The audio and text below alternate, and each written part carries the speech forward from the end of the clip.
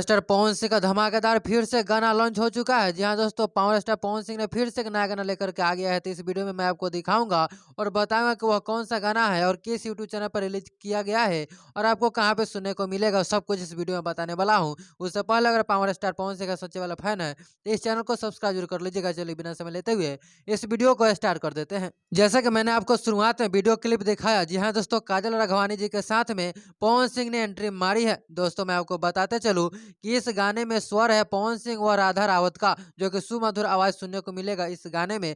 अब बात कर लेते हैं कि इस गाने का नाम क्या है। दोस्तों मैं आपको बता दूं कि इस गाने का नाम है मजा लेला तनी तनी। जी हाँ दोस्तों, अब चले मैं आपको बता देता हूँ कि यह गाना आपको कहाँ पे सुनने को मिलेगा, किस यूट्यूब चैनल पे मिलेगा। तो दोस्तों जैसा कि मैं आपको बता दूं इस वीडियो के माध्यम से कि इस गाने को सुनने के लिए आपको एवरेस्ट भोजपुरी यूट्यूब चैनल पे आपको जाना होगा। वहाँ पे आपको यह गाना मिल जाएगा, जिस यूट्यूब चैनल पे सब्सक्राइबर 73.8 हजार सब्सक्राइबर है। दोस्तों अगर आप पवन सिंह का सच्चे वाला फैन है और इस तरह का न्यूज जानना चाहते हैं तो इस चैनल को सब्सक्राइब जरूर कर लीजिएगा।